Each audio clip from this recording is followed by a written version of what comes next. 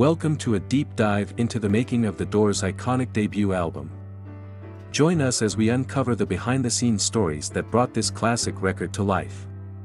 It was August 1966 when the Doors walked into Sunset Sound Recorders in Hollywood.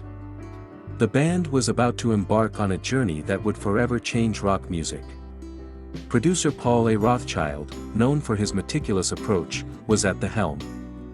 Rothchild had a clear vision for the album, emphasizing the raw and authentic sound of the band. We didn't want to overdub, we wanted the band to sound live. His philosophy was to capture the essence of the Doors' live performances in the studio. The recording sessions were intense and often unpredictable. Jim Morrison, the enigmatic frontman, brought a unique energy to the studio. Ray Manzarek, the band's keyboardist, described Morrison's presence. Jim was like a shaman.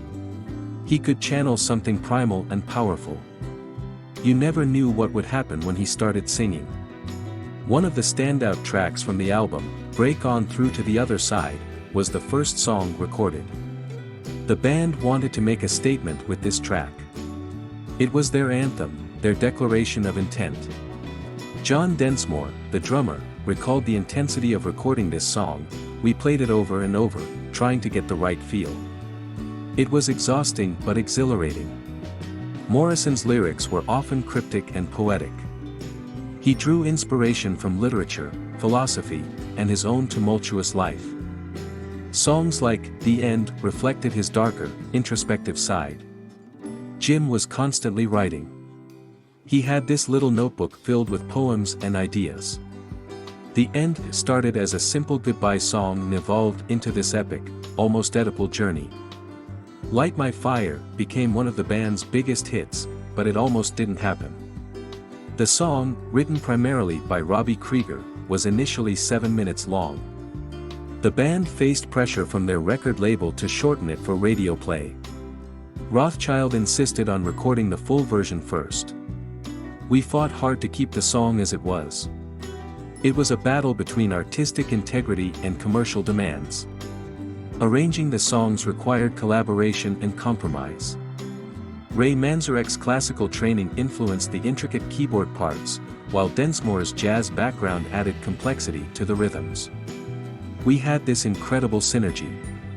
Everyone brought their unique influences, and it just clicked. The Crystal Ship is another track that showcases the band's versatility.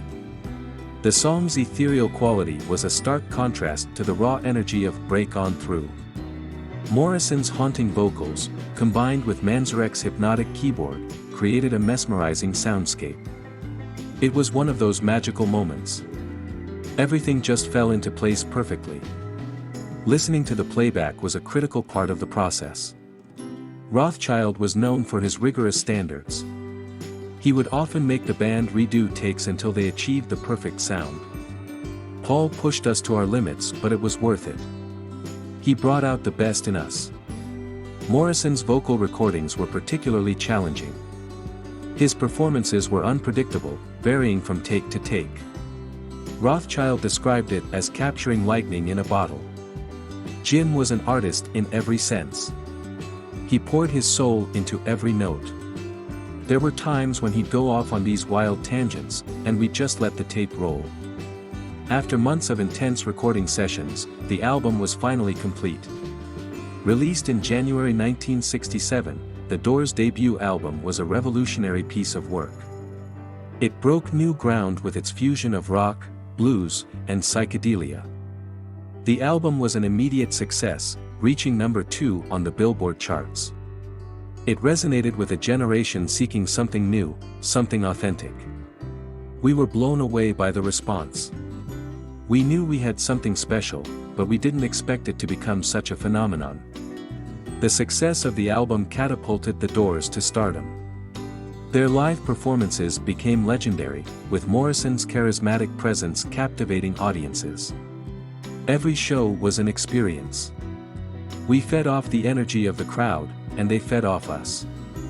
It was electrifying. Decades later, the Doors' debut album remains a timeless classic.